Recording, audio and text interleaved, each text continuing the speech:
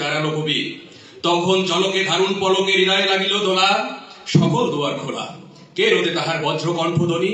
অবশেষে কবি শোনালেন তার অমর কবিতা খানি। এবারের সংগ্রাম আমাদের স্বাধীনতার সংগ্রাম, এবারের সংগ্রাম আমাদের মুক্তির সংগ্রাম। সেই থেকে স্বাধীনতা শব্দটি আমাদের। সংগ্রামী বন্ধুরা আমার, আজকে 16ই ডিসেম্বর বিজয় দিবস উপলক্ষে শেখ হাসিনা সংগ্রাম পরিষদ রিয়াদ শাখার কর্তৃক আয়োজিত এই অনুষ্ঠানে উপস্থিত আছেন আজকের সবার মধ্যমণি, আজকের প্রধান অতিথি মোহাম্মদ জাকির হোসেন, উপদেষ্টা শেখ হাসিনা সংগ্রাম পরিষদ।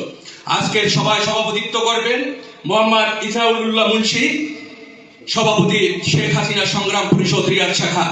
আজকের সভার প্রধান বক্তা হিসেবে উপস্থিত আছেন মোহাম্মদ বেলায়েত হোসেন, সাধারণ সম্পাদক শেখ হাসিনা সংগ্রাম পরিষদ রিয়াদ শাখা।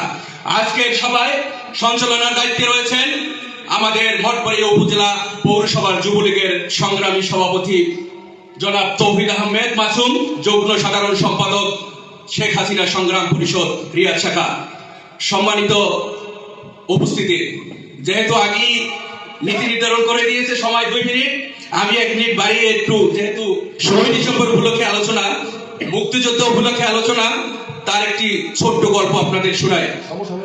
আপনারা সবাই শহীদ শেখ রুমিকে চিনে থাকবেন, হয়তোবা অনেকে চিনবেন না।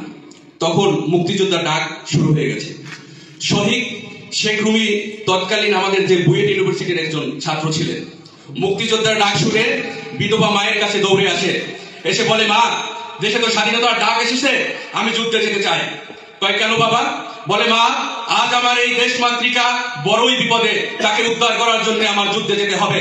তখন মা বলে, তুমি তো দেশের জন্য কাজ করতে চাও বাবা, তুমি বুয়েট থেকে পাশ করে তুমি বিদেশে যাবা, বিদেশে পড়াশোনা করে এসেও তো তুমি দেশের সেবা করবা।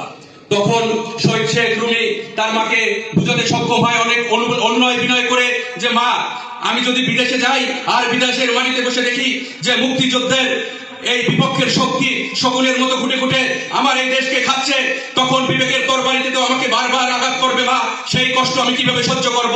তখন মা এক পর্যায়ে আবেগে আপ্লুত হয়ে আর রাগান্বিতভাবেই বলছিল যে, যা, তোকে দেশের জন্য কোরবানি করলাম। মায়ের ওই কথাটাই মনে হয় আল্লাহ তাআলার খুব পছন্দ হয়েছিল। যুদ্ধে চলে গিয়েছিল শেখ রুমি, দেশ স্বাধীন করেছিল, কিন্তু মায়ের কোলে তার আর ফিরে আসা হয়নি। সেই আবেগ, সেই কষ্ট, সেই ত্যাগ দিয়ে আমাদের স্বাধীনতা।